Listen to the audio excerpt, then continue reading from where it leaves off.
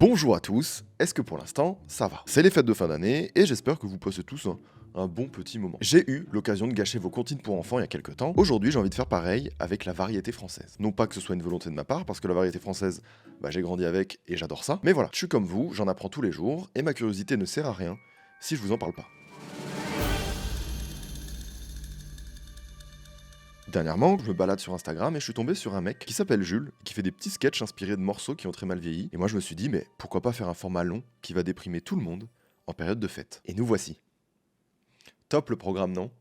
Donc installez-vous confortablement avec vos parents, j'insiste, parce que j'ai trouvé de jolies choses pour remettre en question l'image de l'idole de tes parents. C'est plutôt malveillant dit comme ça, mais ça vient d'un bon sentiment. Commençons par aller acheter ce qui va nous intéresser. On prend aussi... On va parler de ça, c'est top. Ça aussi. On prend ça. Ok, ça y est, je pense que j'ai ce qu'il faut. Voilà. Et il n'y a plus qu'à payer. Alors oui, vous avez vu mes codes de carte bleue. Vous inquiétez pas, c'est une carte virtuelle éphémère Revolut. Du coup, je m'en tape. Ah, ça tombe bien que je vous parle de ça, attendez. Concrètement, avec ça, tu fais ton achat, tu payes. Et une fois que c'est fait, les numéros de la carte se détruisent automatiquement. Donc même si quelqu'un d'entre vous récupère les infos, tu peux rien faire. Pratique. Et pour l'achat suivant, t'as de nouveaux numéros. C'est juste la manière la plus sécurisée de payer sur internet aujourd'hui. Si vous n'avez pas encore Revolut, vous pouvez télécharger l'application gratuitement directement avec le lien en description. Vous l'aurez compris, Revolut c'est une banque en ligne. En ce moment, Revolut vous offre 20 € et vous participez aussi à un tirage au sort pour tenter de gagner 10 000 €. Revolut a été élue meilleure banque en ligne au monde et c'est aussi l'application bancaire la plus téléchargée en France. Vous pouvez commander une carte standard gratuite ou une carte métal personnalisable comme la mienne. Et si jamais vous êtes à l'étranger en ce moment pour les fêtes, c'est super pratique aussi. Il n'y a aucun frais sur vos paiements et des taux de change qui sont ultra compétitifs. Et si vous voyagez à plusieurs ou que vous êtes en coloc, vous pouvez créer un groupe dans l'app. Chacun rajoute ses dépenses dans l'application et Revolut calcule automatiquement qui doit quoi. Comme ça, il n'y a plus besoin de se prendre la tête à la fin. Revolut propose aussi Revolut Business, le compte pro pour les indépendants et les PME. On l'utilise chez Olibrius, c'est super pratique. Pour info, avec le deuxième lien en description, vous recevez 80 € offerts à l'ouverture du compte. Donc voilà, merci à Revolut, merci à vous d'avoir écouté. J'espère que vous êtes bien installés parce qu'il est temps de parler du premier artiste. Celui qui n'a jamais été seul, au moins une fois dans sa vie. C'est comme si j'avais pris la mer, j'ai sorti la grande voile, et j'ai glissé sous le vent. Celui-là ne mérite pas d'être sur terre. Oh laissez faire, oh laisse-moi.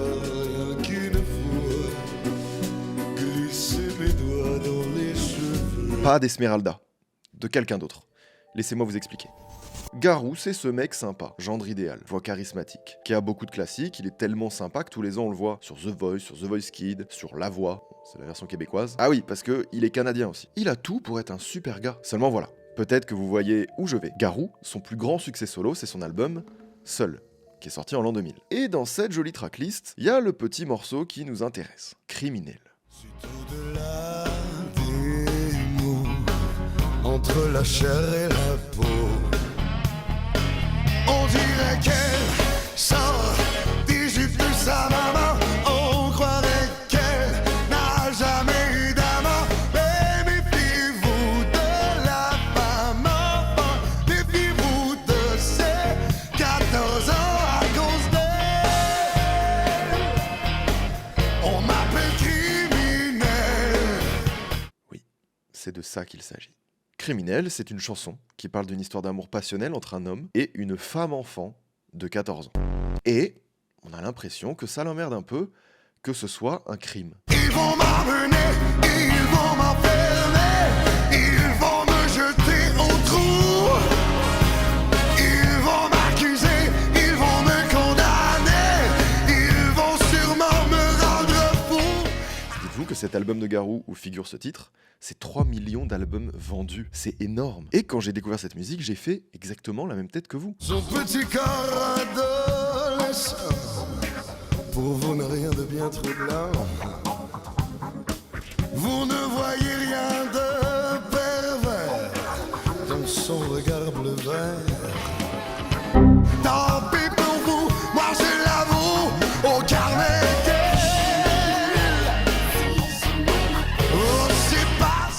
Ce que je comprends, si on comprend bien, c'est que ce serait un mec qui sait qu'il fait un truc pas bien, mais qu'il en aurait quand même un peu rien à foutre, vu que dans tous les cas, c'est à cause d'elle. À cause d'elle. Ça va, c'est clairement pas lui le problème.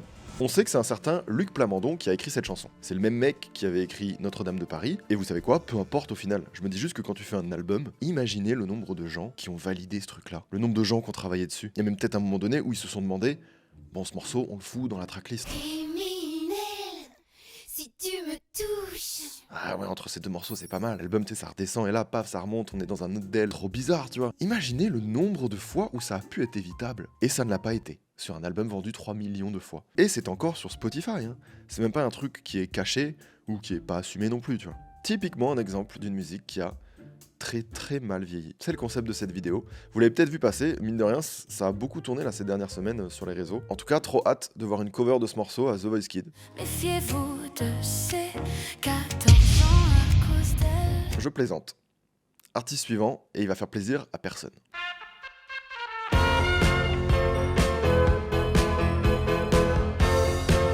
Les juges et les lois,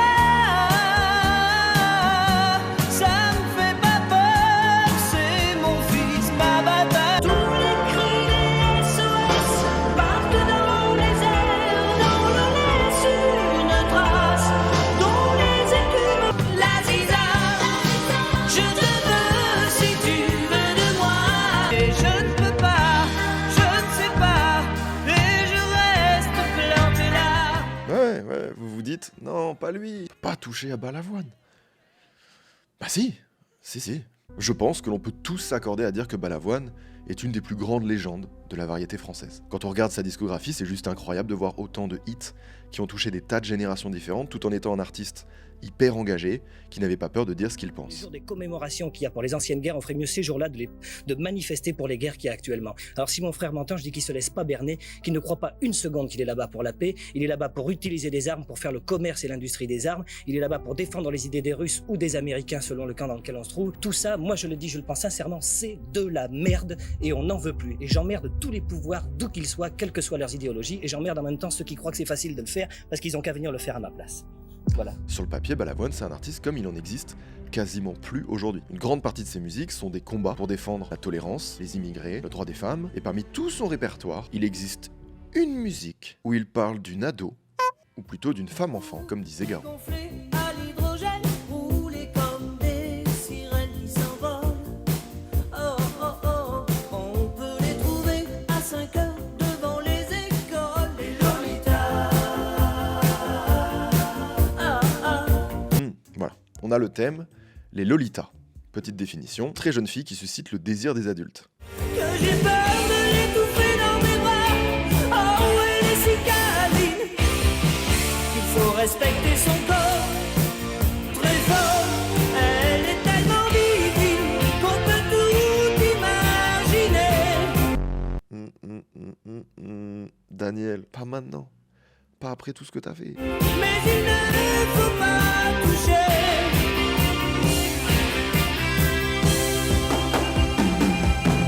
Ces petits lolos. Vous l'aurez compris, le thème de cette chanson évoque explicitement le corps d'une adolescente. Plus précisément, je cite, ces petits lolos. Ces petits lolos. Il montre son téton, au cas où on n'a pas la ref. Et alors, bon, à sa décharge, il dit quand même qu'il faut respecter son corps et surtout qu'il ne faut pas les toucher, oui, mais quand on remet cette chanson dans son contexte, Balavoine a alors 31 ans, une carrière bien engagée, donc ma question, pourquoi faire en fait ? Joli lolo. Quand cette chanson sort en 1983 sur l'album Loin des yeux de l'Occident, il est déjà une immense star en France. Donc je me répète, pourquoi ? Pour tenter de comprendre ensemble la raison de cette chanson, voyons déjà la seule interview que j'ai trouvée de Balavoine où il parle de cette chanson. Il dit juste « Les petits lolos, c'est une chanson un peu légère, un peu gag, qui m'a été inspirée par des jeunes filles qui sortent d'un lycée devant lequel je passe pour rentrer chez moi lorsque je suis de mauvaise humeur. Elles sont toutes si mignonnes qu'en les voyant, je retrouve le sourire. » Alors, on peut lire tout un tas de trucs sur internet comme quoi cette chanson serait une satire de la société qui dénonce les obsessions de la superficialité, le culte de l'apparence, blablabla. Ce qu'il nous dit, lui, c'est que apparemment c'était léger et pour rigoler. Mais pour un mec qui a mis du sens toute sa vie dans ses chansons, pour un militant comme lui, après tout ce qu'il a chanté ou fait, même pour les femmes, bah, ça fait réfléchir. Dans tous les cas, le but de cette vidéo, c'est de revoir des choses qui ont mal vieilli, et je crois que c'est le cas. Ces petits lolos.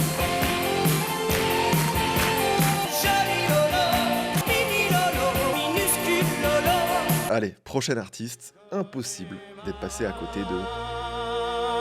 Au printemps suivant, le ciel irlandais était en paix. Maureen a plongé nue dans un lac du Connemara. Femme des années 80, mais femme jusqu'au bout des seins, ayant réussi l'amalgame de l'autorité et du charme. Elle chante, la rivière insolente. Bon, Michel Sardou, c'est dur de passer à côté. C'est 60 ans de carrière, 43 albums, environ 100 millions d'albums vendus, juste derrière Céline Dion et Johnny. Alors, qu'est-ce qui aurait pu mal vieillir chez un artiste comme Sardou?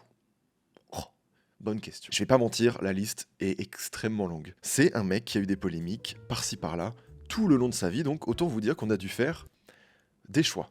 J'ai envie de violer des femmes,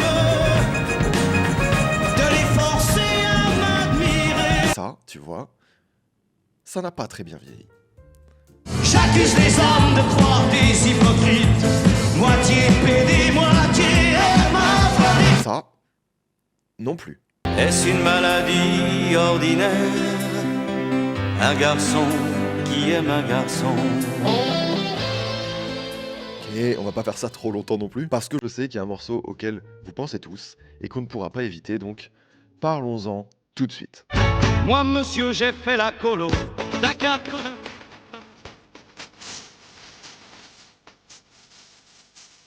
Le temps des colonies. On a beaucoup entendu parler de ce morceau. Pour moi, monsieur, rien n'égalait les tirailleurs.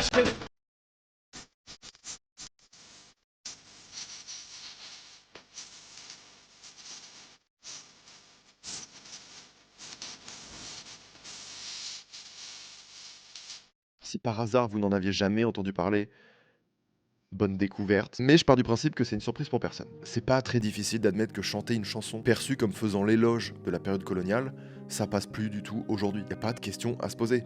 Même si Sardou, pour lui, il maintient que c'est un personnage. Je me permets de citer ce qu'il a lui-même dit dans son livre La moitié du chemin. Le ciel m'est tombé sur la tête. Je croyais camper un de ces personnages de bistrot qui racontent toute leur vie la bataille d'Indochine. J'ai en partie échoué. Certains journalistes ont compris l'opposé. On te soupçonne par moment d'être raciste. Tu me dis non, non. Oui, de temps en temps, on se dit. On se dit, ouais, Sardou, ah là là, attention à le penser que. Qu'est-ce que jamais. Et vous savez quoi? Bon, j'en ai parlé pour le principe, mais c'est pas du tout ça, moi, que j'avais envie de déterrer. J'avais envie de vous montrer un truc que tout le monde a oublié et qui, je trouve, a tout aussi mal vieilli. Regardez.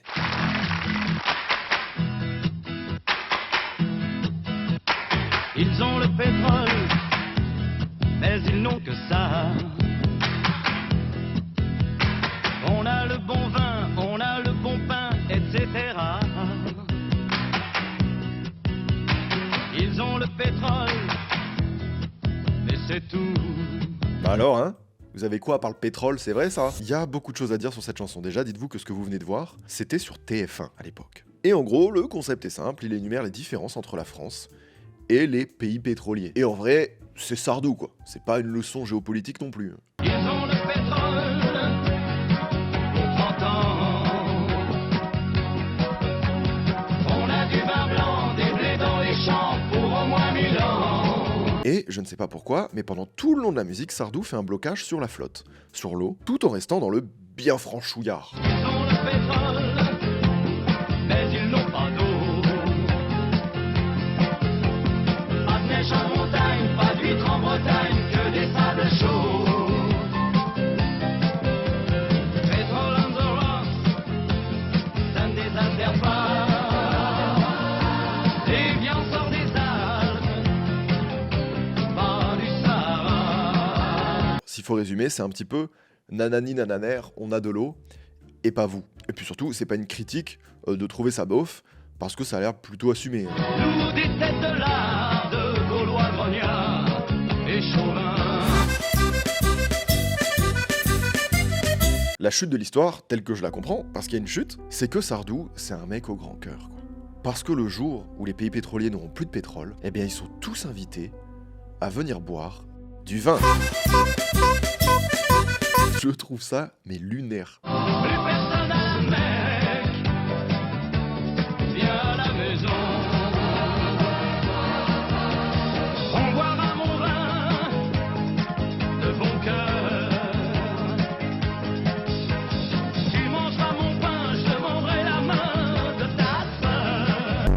proposer de boire du vin à des gens qui vont... Ah la mec, voilà Michel, c'est pas la meilleure proposition. Surtout quand tu suggères d'épouser leur sœur. Ça a pas mal vieilli, je pense que ça a toujours été vieux, ce genre de truc. Enfin...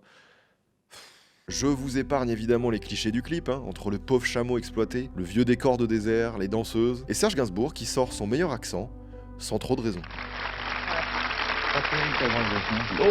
Allez, présentez-moi. Je préfère la mienne. Voilà ce que je voulais vous montrer.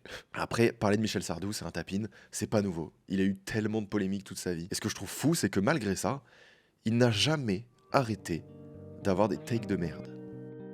Je hais cette époque. C'est vrai. Je la hais. Parce Je hais ce siècle. J'aime pas du tout. Mais qu'est-ce qui vous irrite? Tout. Tout.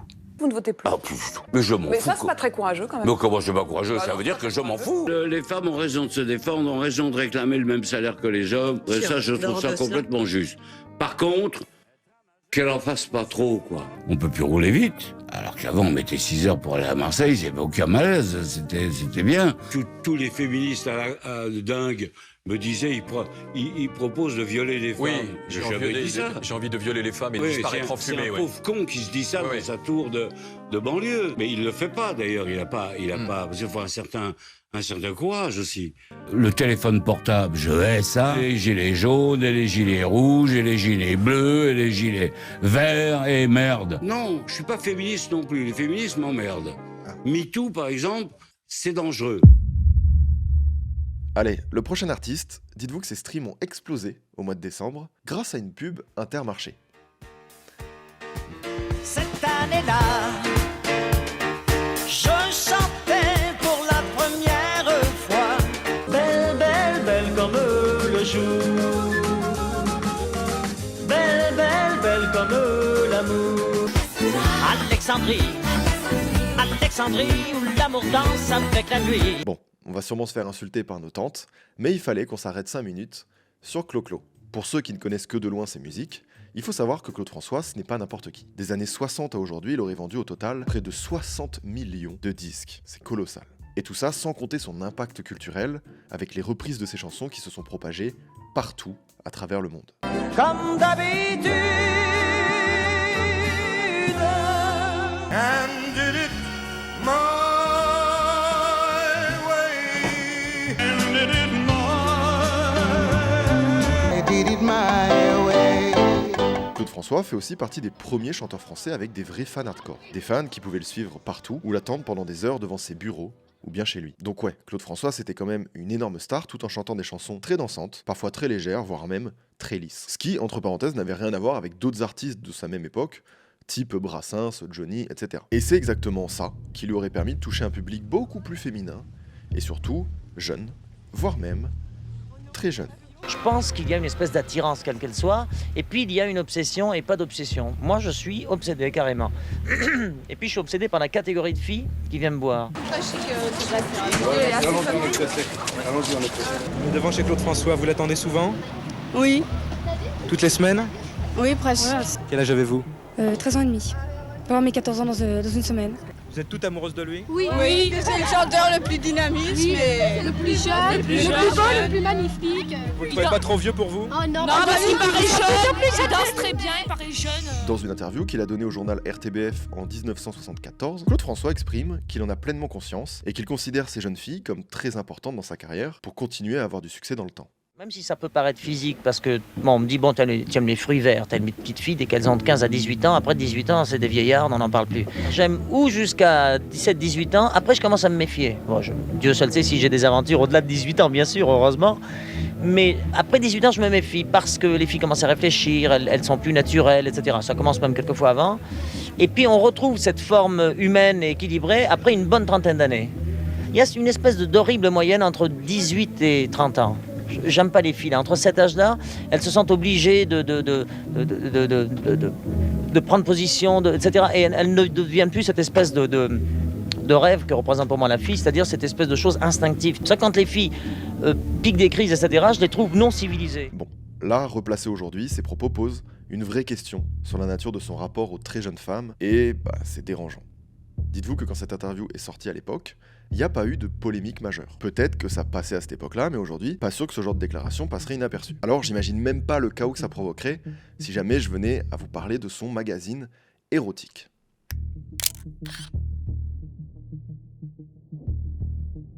J'ai senti en fait que je correspondais complètement à ce qu'il aimait, quoi. Et j'ai fait cette séance de photos chez lui, qui était une photo nue. J'avais 14 ans et demi. J'avais à peine 15 ans. Ça, c'est une affaire qui a été étouffée. Il avait beau signer les photos sous le pseudonyme de Claude Dumoulin, ça ne change pas le malaise que ces images provoquent aujourd'hui. Représenter un symbole sexuel pour les jeunes filles, mais je veux dire, j'ai pas réussi à analyser. C'est le seul point qui soit incontrôlable chez moi. J'arrive pas à savoir pourquoi, quelle est l'origine. Chez les jeunes filles en général de 13, 14 à 18, 20 ans, on est solitaire, on est seul, on a l'impression d'être délaissé, etc. Donc ces filles rabattent leur solitude, enfin leur besoin de tendresse sur des exemples, des symboles, quels qu'ils soient, un chanteur par exemple. Mais la défense du genre, c'est pas moi, c'est elle, pas sûr que ça passait même à l'époque, tu vois. Surtout que quelques années plus tard, il va avoir un enfant caché avec une de ses fans de 13, 14 ou 15 ans selon les sources. On va dire que ça aide pas son propos. Je sais même pas quoi dire tant c'est lunaire tout ce qu'on voit là. Et j'ai l'impression que les gens ont accepté, quoi. Et encore, dites-vous, on n'a même pas encore parlé de ses musiques. Tu as la grâce d'une femme avec la candeur d'une enfant. Ces chansons étaient ultra accessibles et très très lisses. C'est pas si surprenant qu'on trouve pas tant de texte qui est très mal vieilli dans sa discographie. Mais voilà, ça permet au moins de questionner l'époque et d'avoir un peu de recul aussi sur ces chansons. Voilà. Pour tous ceux qui ne savaient pas tout ça, je vous invite à vous renseigner. Il est temps de passer au prochain artiste qui est peut-être tout l'inverse au niveau contrôle de l'apparence. Parce que là, on rentre dans le plus c'est gras, plus c'est problématique et plus il se régale. Je t'aime, oui je t'aime. Moi non plus. Je distribue les swings et les uppercuts, ça fait... Je fais des trous, des petits trous, encore des petits trous, des petits trous, des petits trous, toujours des petits trous. Serge Gainsbourg, qui je le rappelle est toujours là dans les bons coups. Ils ont le pétrole. Pour Gainsbourg, laissez-moi vous dire qu'il n'y a pas grand chose à déterrer vu que tout est déjà en surface en fait. He says you are great. Oh, thank you. Voilà, No, I said I want to fuck her. Oui, alors, je vais vous traduire. Non. Il peut être temps de... Vous êtes une pute. Oui, oui, ça a à voir avec ça. Vous êtes une pute, c'est tout. Il a dit j'aimerais bien vous offrir des fleurs. Pas du tout, j'ai dit je voudrais bien apaiser. C'est pas la même Vous êtes chose. une putain. C'est pas le même métier, non. Oh, écoutez, connerie, vous avez plein de foutre, non. Bien sûr qu'elle est superbe. Enfin, c'est un peu secoué parce que tu l'as dit quand même. Best of the best. Voilà. Vous venez à une émission, on Vous allez n'entend même pas prendre ce que 2 vous baffes dites. dans la gueule, ça va être vite fait. Ok. Vous êtes une salope et vous êtes une putain. Je sais que Gainsbourg, c'est un artiste qui est orienté sur la satire. Aujourd'hui, c'est difficile d'imaginer une carrière construite sur ce type de provoque, et quand on se penche sur ses musiques, en vrai, il y a plein de dingueries. Johanna est aussi grosse qu'un éléphant. C'est la plus grosse de toute la Nouvelle-Orléans et pourtant... Johanna est bien de la Louisiane. Quand elle suit un régime, c'est un régime de bananes et pourtant... Johanna a un faible pour les tabourets. Elle en consomme 2 ou 3 dans la soirée et pourtant... Je vous fais pas un dessin sur ce qui peut être mal pris, je crois qu'on comprend tous, on a l'image. Et des trucs comme ça, Gainsbourg, il les collectionnait. C'est une petite poupée qui fait pipi caca. Une petite poupée qui dit papa. Petite soquette blanche et une culotte à trou-trou. Quand elle remue du croupion, ça me rend coucou. Une petite poupée qui dit papa. Je lui réponds d'une voix blanche. Je t'aime petit mannequin. Et je désarticule le pauvre pantin.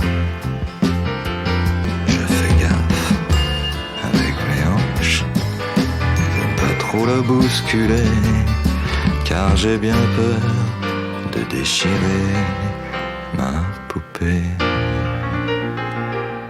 Une connard qui va me parler d'inceste, ça va chier.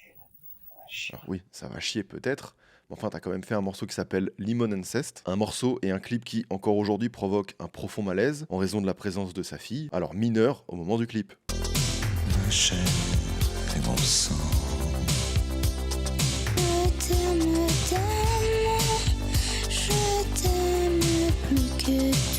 Voilà, bon, pour ceux qui ne savaient pas qui était Serge Gainsbourg, voilà, globalement, il y a plein de choses qui ont mal vieilli. Ça vous dépeint un petit peu le bonhomme. Et en même temps, je vous pose la question, on s'attend à quoi d'un mec qui fait un morceau de musique où juste il pète ?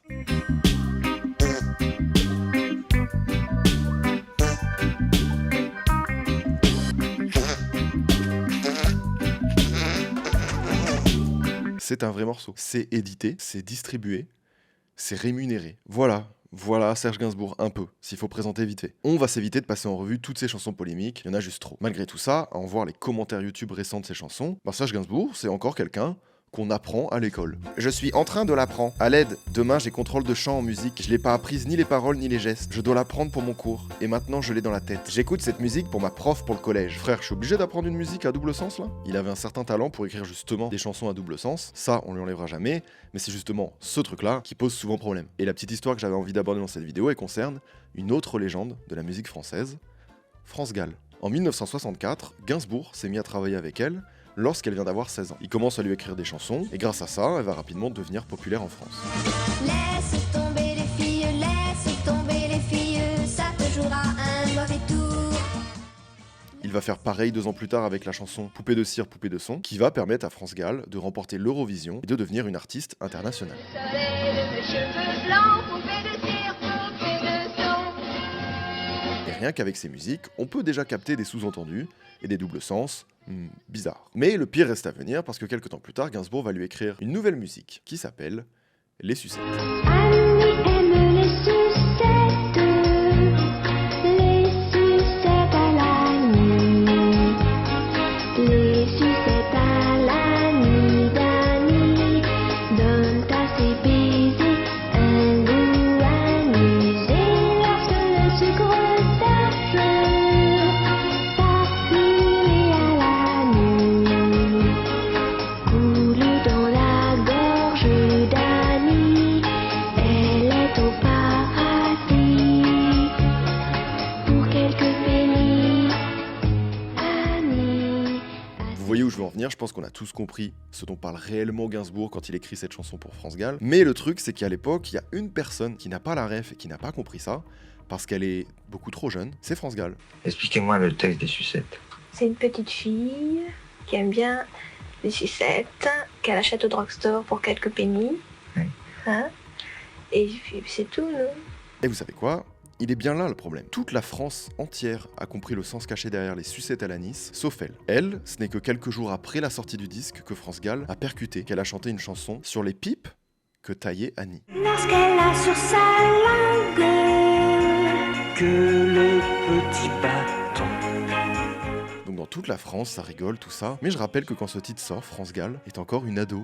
Et à l'époque, là pour le coup, une polémique va éclater en France. Et la première personne impactée, c'est France Gall elle-même. Je pars au Japon et là, j'apprends qu'il y a tout un truc là-dessus. Donc, c'était horrible, oui. C'était horrible. Ça a changé mon rapport aux garçons. Bah oui. Et ça fait clairement de la peine pour elle. Elle a juste été moquée par la France entière, sans vraiment comprendre ce qui lui est arrivé, quoi. Je restais chez moi enfermée, ça m'a vraiment rendu mal, j'étais très mal. J'étais trahie d'une certaine manière par les adultes autour de moi. Oui, non, ça m'a humiliée en fait. Ce qui s'est passé, c'est qu'elle a rapidement arrêté de chanter les sucettes à l'anis dans ses concerts, et même avec cette histoire, elle a quand même eu une très belle carrière, c'est pas le propos. De son côté, Gainsbourg a continué d'écrire pour d'autres artistes, et sur la fin de sa vie, il aurait même entretenu une relation avec une jeune femme, alors qu'ils avaient plus de 40 ans d'écart. Mais ce qui est sûr, c'est qu'il existe une autre chanson d'elle qui a disparu des plateformes, et cette chanson-là, on va aussi devoir s'y arrêter 2 minutes.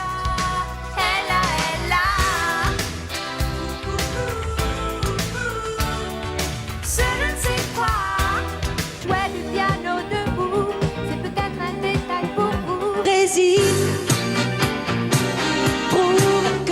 Être éloigné de Gainsbourg pour travailler avec Michel Berger est sûrement le meilleur choix qu'ait pu faire France Gall dans sa carrière. Mais avant ça, il faut savoir que France Gall a beaucoup chanté de textes très légers pour les ados, voire pour les enfants, au tout début de sa carrière. Ce sacré Charlemagne, sacré Charlemagne. Chanter des chansons pour enfants, c'est pas du tout un problème en soi. Mais en faisant ça, France Gall a rapidement eu l'étiquette d'une chanteuse très candide, pure et un peu crédule. Ça aurait pu ne pas être un problème, sauf qu'entre ses 16 et 25 ans, elle était entourée d'adultes qui ont exploité cette image pour sortir des chansons qui, aujourd'hui, sont très difficiles à défendre.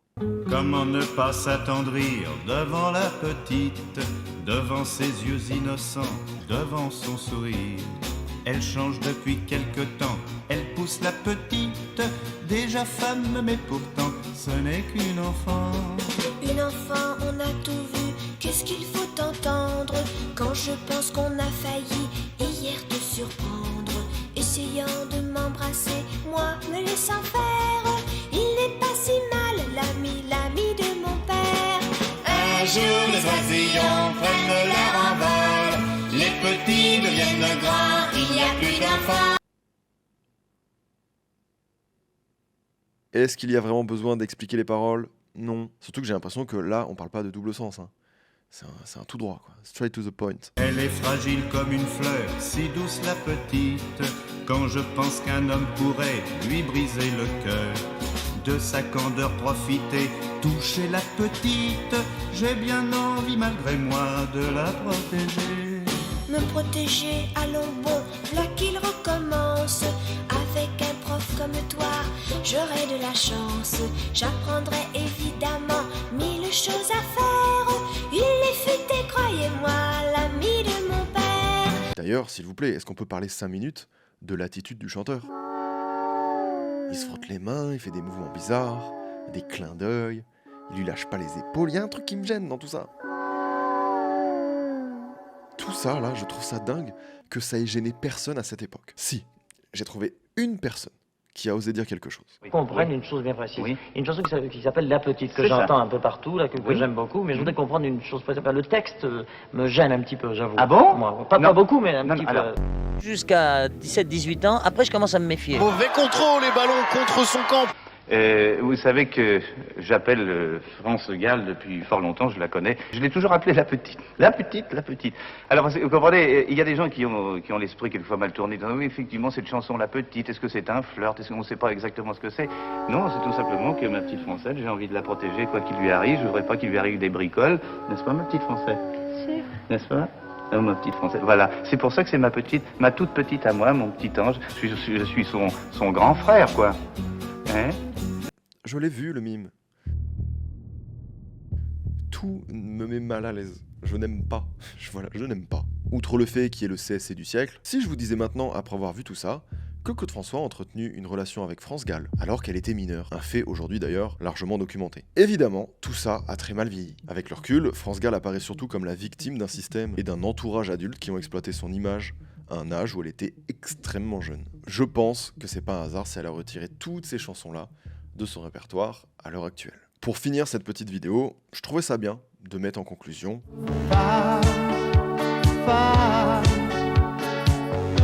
Je te dédie ces mots à toi, rien qu'à toi. Je voulais conclure la vidéo avec Jean-Luc Lahaye. Alors, femme qu'il aime, etc. Vous êtes peut-être en droit de vous demander, mais qui sont ces femmes qu'il aime? Et j'ai des indices. Tu as ce charme mystérieux qui rend un homme amoureux dès la première fois. Tu ne m'as pas laissé le choix. Tu fais de moi ce que tu veux. Je joue tes jeux interdits avec joie. Je t'ai rencontré par hasard, comme un éclair dans mon brouillard. Pour nous c'est arrêté le temps, on en avait le cœur battant. Je me savais pas sentimental, je savais pas que l'amour peut faire mal. Lorsque nous nous sommes embrassés, j'ai cru mourir de ce baiser. Oh gamine, gamine, dès que je te touche, que tu m'offres ta bouche, câline, j'ai peur. si ça n'a pas du tout bien vieilli. D'une part parce qu'il me met mal à l'aise. Moi, la vie, c'est comme une jolie fille. J'ai envie de la niquer. Mais aussi parce que Jean-Luc Lahaye a fait l'objet de plusieurs condamnations judiciaires selon des décisions publiques. Sur la corruption de mineurs, Jean-Luc Lahaye a été retenu dans les liens de la prévention, condamné à une peine d'1 année d'emprisonnement avec sursis. Pour corruption de mineurs. J'ai toujours aimé les filles plus jeunes que moi, peut-être le syndrome de Lolita, tout ce que vous voudrez, mais c'est comme ça. Je ne suis pas le seul. En 2007, il a été condamné dans une affaire impliquant une personne mineure. En 2015, il a de nouveau été condamné notamment à une peine de prison avec sursis. Et même si ce clip n'a pas de lien direct avec ces condamnations, autant vous dire que ce genre d'infos influence la manière aussi dont on va percevoir ce genre de musique. Pardon. C'est vrai que j'ai eu des relations avec des filles qui avaient moins de 18 ans. Oh là là, bon, aujourd'hui la morale. Jusqu'à 2010, les choses étaient permissives. Il y a une transition avec les mouvements MeToo et autres collectifs qui ont décidé de placer, comme tu dis, le curseur et la morale sur des degrés pratiquement incompréhensibles. J'ai pas envie de plus parler de ça de Jean-Luc Lahaye. C'est juste parce que je trouvais ça cool de finir par des gens condamnés aussi des fois, quoi. Et je voulais vous montrer pour ce concept, ce clip enfoui, voilà, qui a très mal vieilli. Puis surtout, quand on fait une vidéo comme ça, comment je conclue ? Eh ben, demandez à vos parents, posez-leur la question. Qu'est-ce qu'ils en pensent ? Je sais qu'il en existe encore plein d'autres. Je voulais parler surtout des plus connus. Mais si vous en avez d'autres, etc. à suggérer, n'hésitez pas. Utilisons aussi l'espace commentaire pour ça. Et en contrepartie, pour terminer cette vidéo, je vous laisse découvrir Antoine et son morceau Cannelle. Je l'appelle Cannelle parce que son corps est bronzé. Je l'appelle Cannelle parce que ses cheveux sont dorés. Je l'appelle Cannelle parce que sa peau est sucrée. Si vous voulez savoir comment je le sais, c'est parce que je l'ai goûté. J'ai emmené Cannelle dans mon bel appartement. J'ai installé Cannelle dans mon grand lit tout blanc. Si je ne l'ai pas présenté à mes parents, c'est parce qu'elle n'a que 15 ans. Allez, je l'appelle Cannelle parce que son corps est bronzé. Si vous voulez savoir comment je le sais, c'est parce que je l'ai goûté. Passez le bonjour à vos parents, passez aussi de joyeuses fêtes de fin d'année. Pensez à vous abonner, merci une dernière fois à Revolut. N'oubliez pas, il y a les petits liens en description. Et moi je vous dis...